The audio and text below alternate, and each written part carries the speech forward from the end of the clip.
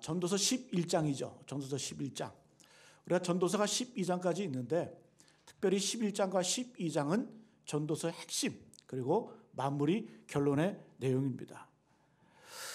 이 마지막 결론을 시작을 하면서 이 솔로몬 그의 인생의 지혜를 요약한 지혜를 닮은 이 11장과 12장에서 마지막 11장에 어떻게 시작할까요? 뭐 대단한 말씀이 나올 것 같은데 오늘 말씀 딱 읽어보니까 1절에 이렇게 해요. 너는 내 떡을 물 위에 던져라. 여러 날 후에 도로 찾으리라.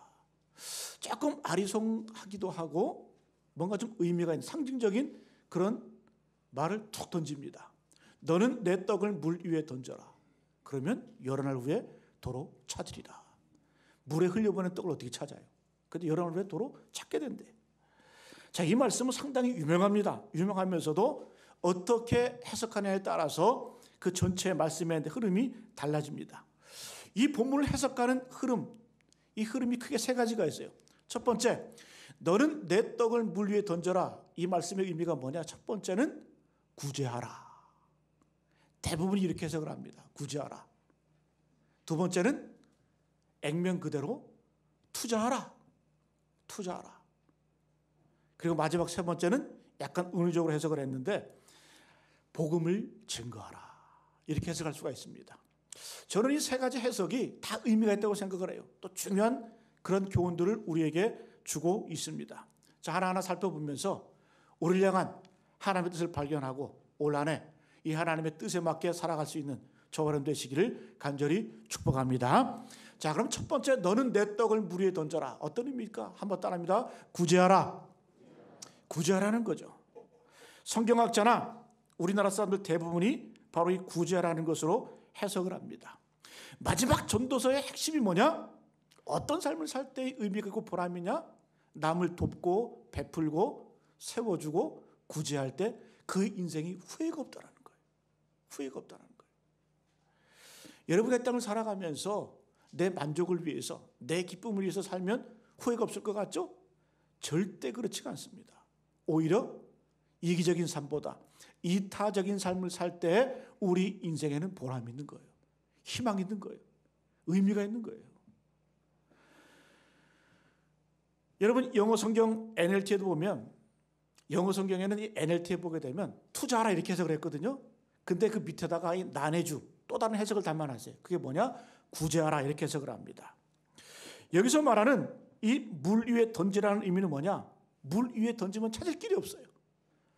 그래서 이 물 위에 던지라는 의미는 뭐냐? 떡을 나에게 내가 베풀었을 때 갚을 능력이 없는 사람들, 내가 구제하고 베풀 때에는 어떤 뭐 힘든 사람 이런 사람이 아니라 전혀 가능성이 없는 대갚을 가능성이 없는 그런 사람들에게 베푸는 것이 진짜 구제라는 거예요. 여러분 가난한 자가 왜 소중합니까? 잠언서 19장 17절 말씀 보게 되면 가난한 자를 불쌍히 여기는 것은 여호와께 구워드리는 것이니 그의 선행을 그에게 갚아 주시리라. 오늘 본문과 일치하죠. 하나님은 어떤 자의 편이에요? 가난한 자의 편이에요. 가난한 자의 편. 그래서 우리가 가난한 자에게 베푸는 것은 누구에게 구워서 빌려주는 거다? 하나님께 빌려주는 거예요. 예? 그래서 하나님께 우리가 가난한 자를 돕다 보면 하나님께서 빚진 마음을 가지고 우리에게 갚아주신다는 거예요.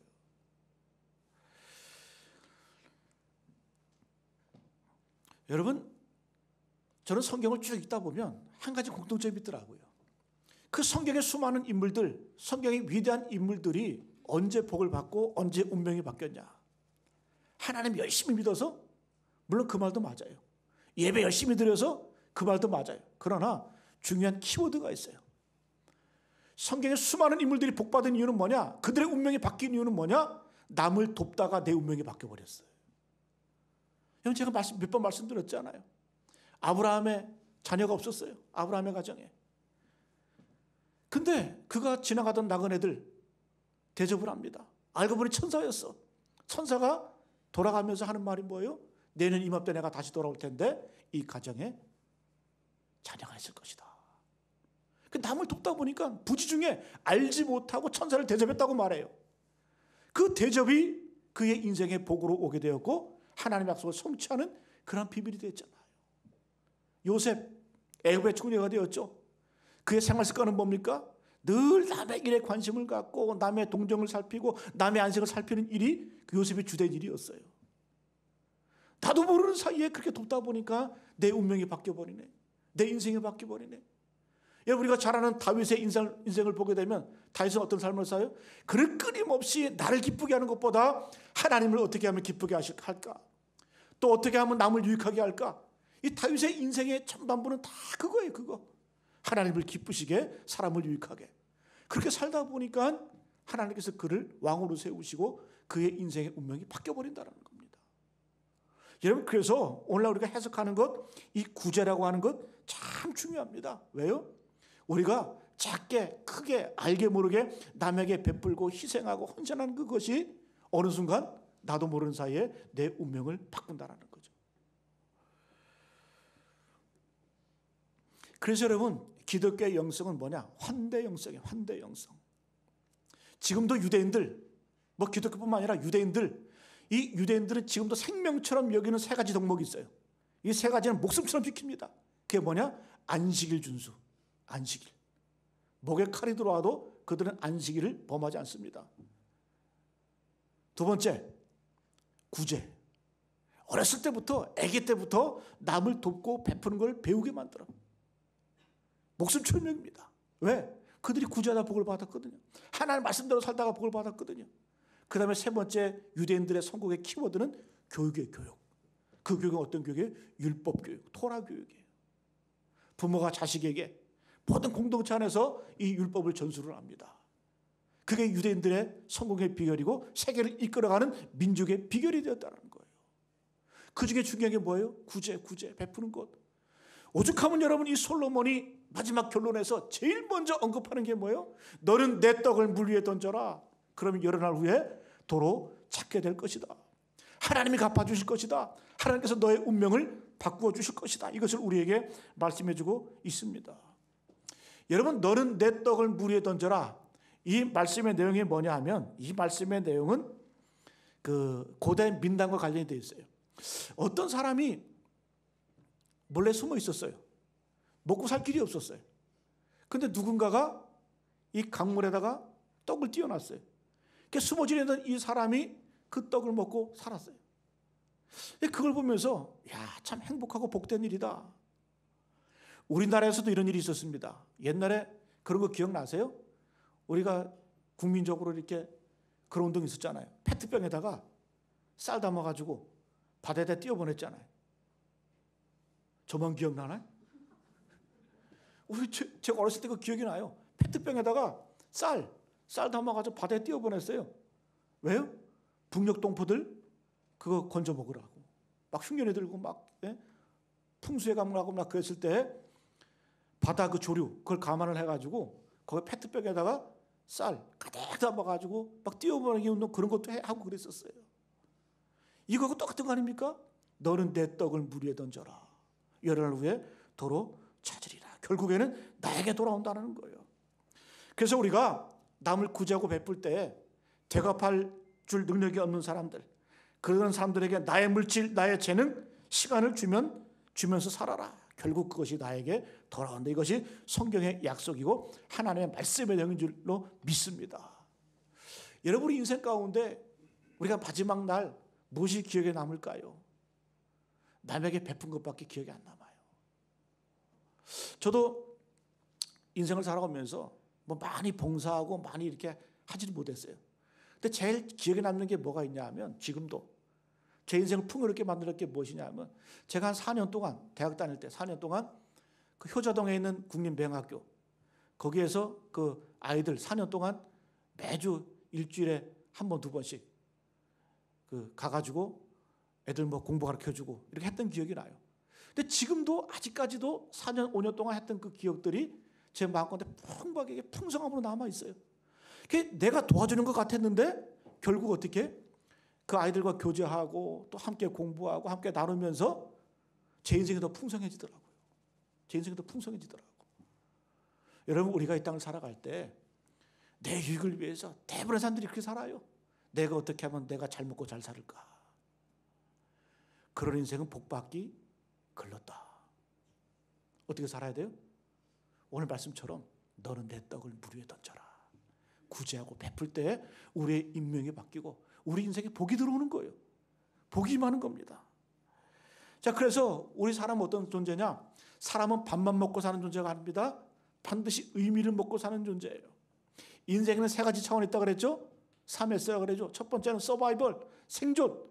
거기서 넘어가면 석세스, 성공. 거기서 만족합니까? 그럼 성공하면 다 만족해요? 그렇지가 않아요. 마지막 우리 인생은 의미를 찾아가는 거예요. 의미를 찾아가는 significance. 의미. 그 의미성을 추구하는 것이 바로 우리 사람의 본분이라는 겁니다. 알베르트 까미가 그 시시푸스의 신화, 그죠? 그 책을 썼잖아요.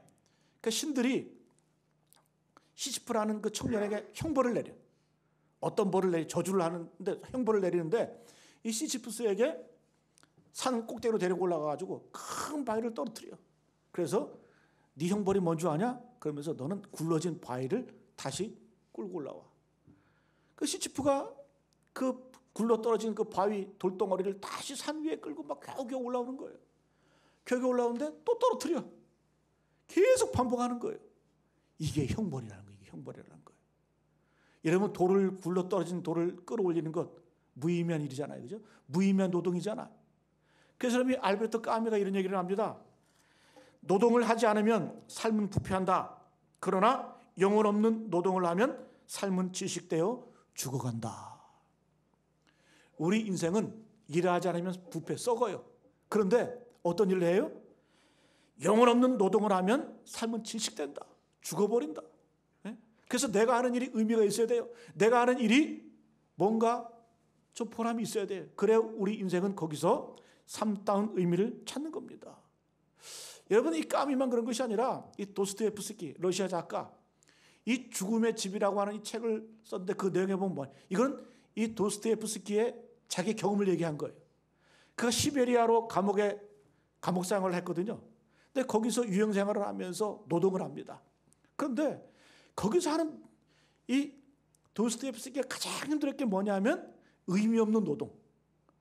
간수들이 불러다가 땅을 파게 만들어. 그리고 다시 그 땅을 덮으래. 그게 제일 힘들었다는 거죠. 무의미한 노동. 우리 군대에서 그런 거 경험하잖아요. 지휘관이 야 저기 좀 땅 좀 파봐. 그럼 나무라도 심으면 될 텐데 야 다시 묻어. 그 미쳐버릴 것 같아. 그죠? 그 우리 인생은 언제 제일 힘드냐? 바로 내가 하는 일들이, 내가 하는 노동들이 무의미할 때 우리 인생은 힘든다라는 거예요. 반대로 내가 하는 일을 통해서 의미를 발견하고 삶의 보람을 발견할 때 우리 인생은 세워지는 겁니다. 보람을 찾는 겁니다. 여러분, 우리는 어떤 일을 하든지 자꾸 그런 생각을 해요.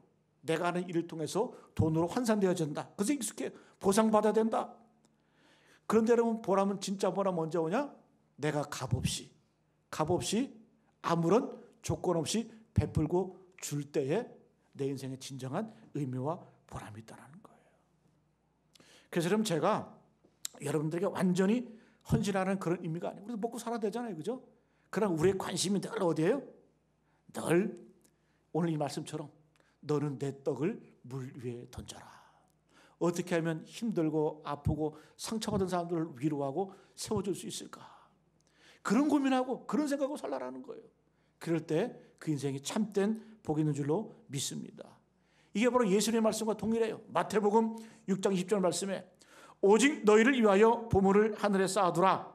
거기는 좀이나 동록이 해하지 못하며 도둑이 구멍을 뚫지도 못하고 도둑질도 못하느니라. 이 땅의 것들은 도둑이 있어요. 녹이 슬어요. 좀이 먹어요. 그러나 하늘에 쌓는 것, 여러분, 하늘에 쌓는 것 단순히 헌금만 얘기하는 거 아니에요. 11조만 얘기하는 거 아니에요. 여기서 말하는 것은 여러분, 주님 말씀하셨잖아요. 이 가장 작은 자, 소자에게 그 냉수한 걸 대접한 것도 곧 내게 한 것이다. 내가 갚아줄 것이다. 하늘에 쌓는다는 의미는 뭐냐? 물질뿐만 아니라 나의 삶을 통해서 가난하고 어렵고 힘들어하는 사람들을 돌보고 살피는 것이 그것이 바로 하나님에게 하는 것이라는 겁니다. 하늘에 쌓아두는 거라는 거죠. 그래서 우리가 이 땅을 살아가면서 절망을 피하는 유일한 길은 그거예요. 절망. 키에르케고르가 그런 얘기 했잖아요. 죽음에 이르는 병이 있다. 그게 뭐냐? 절망이다, 절망. 그럼 우리가 이 죽음에 이르는 이 절망을 극복하는 비결이 뭐냐? 오늘 말씀처럼 너는 내 떡을 물 위에 던져라. 쉽게 말하면 내가 누군가에게 필요한 사람이 되어주라. 내가 누군가에게 인생의 선물이 되어주어라. 그것을 우리에게 말씀해주고 있습니다. 그래서 여러분 좀 더 확대하면 구제도 지혜가 필요해요. 항상 구제하고 베풀는 것은 받는 사람의 입장에서 구제해야 돼요. 그 예수께서 그런 말씀하셨잖아요.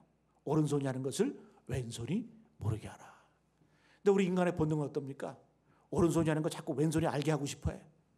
그렇게 하지 말라는 거예요. 상처 주지 말라는 거예요. 네? 모르게. 그 유대인들의 구제 원칙은 이거예요. 내가 줄 때 내가 누구에게 주는지 몰라야 돼. 내가 받을 때에도 내가 누구부터 받는지 몰라야 돼. 이게 유대인들의 구제 원칙이에요. 참 지혜롭지 않아요? 내가 줄 때에도 내가 뭘 베풀어. 그럼 내가 이게 누구한테 가는지 잘 몰라. 내가 받을 때에도 내가 누구한테 받는지 몰라. 네? 여러분 첫 번째, 너는 내 떡을 물에 던져라. 이 뜻은 구제하라. 선을 베풀라.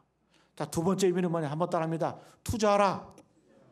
액면 그대로 투자하라 그래. 투자하라. 네? 이 해석은 영어권에 있는 교회들이 많이 이렇게 해석을 합니다. 또 영어 성경에도 보면 이렇게 해석을 하고 있어요. 자, 우리가 읽은 이 성경은 개역 개정, 개역 성경인데 그 세번역 성경 제가 한번 읽어드릴게요. 전도서 11장 1절 세번역 성경입니다.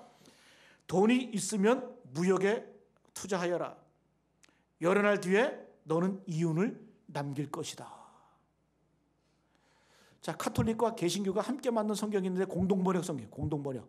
그 성경에는 뭐라고 말하냐? 돈이 있거든 눈 감고 사업에 투자해 두어라. 참고 기다리면 언젠가는 이윤이 되어 돌아올 것이다. 세번역 성경 공동번역에는 실제적인 교훈, 무역, 투자 이것을 우리에게 말씀해 주고 있어요. 영어 성경 NLT 보게 되면 해석하면 이렇게 합니다. 바다에 곡물을 보내라. 바다를 통해서 곡물을 보내라. 무역하라. 해상 무역하라는 말이죠. 그죠? 그러면 나중에 이익이 돌아오게 될 것이다. 이 말씀 뭐냐? 열심히 살아라. 열심히 살아라. 열심히. 이 말씀을 이렇게 해석을 하게 되면 뭐 나쁜 해석이 아니에요. 열심히 투자하고 노력하고 성실히 살아야 돼요. 이 말씀 이대로 해석하면 2절이 해석이 돼요. 2절 말씀. 우리 2절 말씀 같이 한번 읽어볼까요? 2절 말씀 시작. 7에게나 8에게 나눠줄지어다.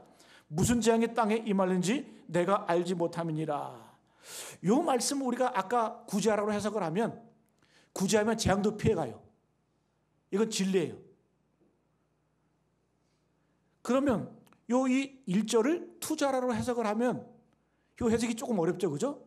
다른 성경을 보면 세번역을 보게 되면 이렇게 번역을 합니다. 이 세상에서 내가 무슨 재난을 만날지 모르니 투자할 때에는 7이나 8로 나누어 투자하여라.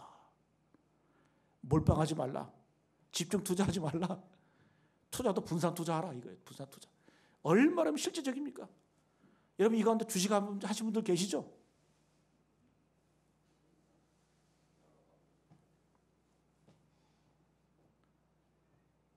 여러분 자본주의 사회에서 주식을 안 하면 어떻게 해? 그러나 여러분 투자와 투기는 구분하셔야 돼요. 우리는 주식을 잘못해. 투기처럼 해. 도박처럼 해. 여러분 주식 투자할 때 뭐라 그래요? 포트폴리오. 달걀을 한 바구니에 담지 마라. 분산하라. 위험을 분산하라 그러잖아요. 그 말씀은 그거 아닙니까? 이 세상에서 내가 무슨 재난을 당할지 모르니 투자할 때에는 7이나 8로 나누어 하여라. 그래서 여러분 우리 인생은 어떻게 살아야 돼요? 자꾸 생산적인 일에 소비적인 일이 아니라 긍정적이고 도전하고 생산적인 일에 늘 투자하는 인생을 살아야 된다는 거예요. 그렇잖아요.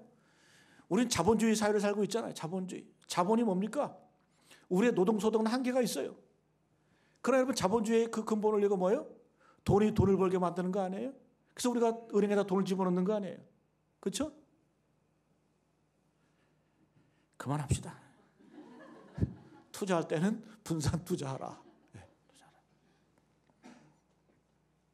4절도 연결이 됩니다. 4절 말씀. 4절 같이 한번 읽어볼까요? 시작. 풍세를 살펴보는 자는 파종하지 못할 것이요 구름만 바라보는 자는 거두지 못하리라. 맨날 앉아서 풍세를 살펴, 바람만 살펴. 그리고 구름이 지나가나 안 지나가나 그것만 바라봐. 구름이 끼면 비올 것 같아? 일 못하겠어. 그렇게 살지 말고 위험도 감수하고 때로는 도전도 하고 열심히 그렇게 살라라는 거예요. 전도서는 절대로 게으르게 안락하게 만족하면서 사는 것이 아니라 열심히 투자하면서 노동하면서 그렇게 살 것을 우리에게 권면해 주고 있습니다. 그것이 그런데 여러분 그것은 뭐예요? 근본적인 이유는 뭐냐? 함께 잘 살고 함께 세워지는 거예요. 요즘에 그런 말 많이 써요. 공유경제. 공유경제. 그 의미가 뭐예요? 어떠한 자본이 있으면 내 것이라만 생각하지 말고 그래서 공적인 유익을 위해서 함께 나눠야 된다. 그게 공경제 아닙니까? 요즘에 젊은이들 가운데 뭐 그런 사람들 많더라고요. 뭐 욜로족? 욜로? 욜로가 뭐예요? 욜로? 영어로 YOLO, 욜로족. 영어로 You only, live once. You only. live once. 인생은 한 번밖에 없어. You only. 인생 한 번밖에 없으면 너만 위해서 살아라. 네 행복을 위해서 현재를 즐겨라. 여러분 그게 맞는 말일까요? 반드시 후회합니다. 반드시 슬픔의 일을 갈 때가 있어요. 후회하는 인생 산다라는 거예요. 여러분 이 욜로족의 철학적 뿌리가 어디서 나온 줄 아세요? 여러분 디오게네스 그 유명한 일화가 있잖아요. 알렉산더 대왕이 스승으로 모시려고 그 디오게네스를 찾아갑니다. 근데 그가 통나무 아래에서 자고 있는 거예요. 자고 있는데 알렉산더 대왕이 와가지고 그 디오게네스를 깨우면서 내 제국을 위해서 세계를 위해서 당신 한번 일어서서 나를 좀 도와줄 수 없냐 이렇게 얘기하니까 그 디오게네스가 뭐라고 그래요? 대왕인지 아닌지 뭔지 모르겠지만 나 자는데 더우니까 햇빛 가리지 말라고 좀 비켜달라고. 예? 디오게네스 그 학파를 철학적으로 뭐라 견유학파라고. 견유학파. 견유학파라는 말은 의미는 뭐냐? 개견자에다가 같을 유자예요. 개같이 살아라. 그게 견유학파. 어려운 말 아니에요. 그게 견유학파가. 예? 여러분 개의 특징이 뭐예요? 공 하나 던져주면 뼈다귀 하나 던져주면 하루 종일 놀아. 그거 갖고 막 물고 던지고 하면서 견유학파라는 그 학파의 의미가 뭐냐? 개같이 사는 거예요. 개같이 사는 거. 그렇게 살면 행복할까요? 그렇게 살면 만족이 있을까요? 아니에요. 솔로몬이 이야기해 주잖아요. 솔로몬이 그렇게 살아봤거든. 솔로몬이 그렇게 살아보고 마지막 일의 결국을 안 다음에 그 마지막 우리 믿음의 후배들에게 하나님의 백성들에게 고백하는 게 뭐예요? 그거 아니다. 너는 내 떡을 물에 던지는 거. 그것이 참되고 복된 인생이다. 마지막 한번 따라합니다. 복음을 전하라. 마지막은 복음을 전하라. 여기 보면 1절에 너는 내 떡을 물에 던져라. 이 떡이라는 단어가 예수님과 상당히 관련이 있습니다. 왜? 예수님께서 이 땅에 오셔서 나는 뭐라고 말씀해요? 나는 생명의 떡이다. 나는 생명의 떡이다. 내게 오는 자는 줄이지 않을 것이고 나를 마시는 자는 영원히 목마르지 아니할 것이다. 떡. 예수님이 태어난 곳이 어디예요? 베들레헴. 베들레헴. 레헴은 떡을 말합니다. 베트. 베트는 집을 말해요. 베들레헴은 그 베들레헴에 떡집이 많았던 것 같아요. 그래서 그 동네 이름이 베들레헴. 떡집. 그래서 우리는 이렇게 해석할 수가 있어요. 좀 더 나아간 해석인데 내 떡을 물 위에 던져라. 이 말은 뭐냐면 예수 그리스도의 생명을 증거하라. 예수의 복음을 전파하라. 이런 의미로 우리가 해석할 수가 있습니다. 왜? 도로 찾을 것이다. 생명을 구원하잖아요. 그죠? 영혼을 건지잖아요. 그것이 바로 복음의 의미가 있잖아요. 여러분 이 떡을 물에 떡을 던지라. 도로 찾으리라. 저는 이것은 바로 예수님의 죽음과 부활을 상징합니다. 떡 대신 예수께서 십자가에 죽으셨어요. 도로 찾는다는 것은 죽음을 이기시고 부활하신 것. 또 여기 이어지는 말씀 2절에 보니까 7개나 8개나 나눠줘라. 이 말은 뭐냐? 예? 어려움이 있어도 가능한 많은 사람에게 최선을 다해서 복음을 증거하고 열심히 전하라. 그리고 그 다음 말씀, 무슨 재앙이 땅에 말는지 내가 알지 못한다. 여러분, 예수님 믿어야 재앙을 면하잖아요.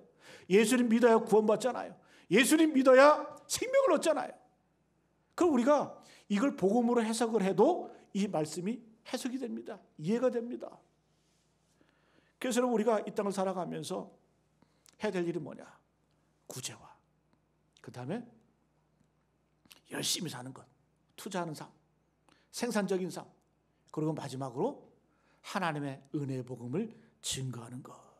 이것이 우리에게 주어지는 믿음의 삶, 믿음의 삶이라는 거예요. 근데 여러분, 살다 보면 재앙도 있어요. 하다 보면 어려움도 있어요. 고난도 있어요. 그래서 믿음이라는 거예요. 믿음의 뜻이 뭐냐? 믿음의 뜻은 히브리어로 에무나. 이 뜻은 뭐냐? 견디다, 버티다라는 뜻이에요. 그래서 저 사람은 믿음이 좋아. 저 사람은 믿음 생활 참 열심히 해. 그 뜻이 뭐냐? 겉으로 보여지는 것이 아니라 그 사람이 고난당할 때, 그 사람이 어려움이 있을 때 잘 견디고 버티고 주님 붙들고 일어서는 게 믿음 좋은 거예요. 네? 그래서 믿음은 평상시 때 몰라. 평상시 때 몰라요. 재앙이 닥쳐오고 고난이 닥쳐올 때에 그 사람이 잘 견디고 버티느냐?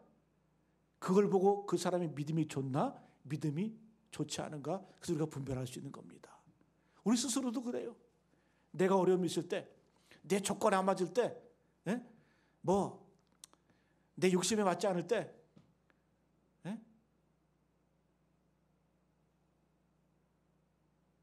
내게 유익할 때만 일하고 유익하지 않고 내게 덕이 안 되면, 유익이 안 되면 하지 않는 것,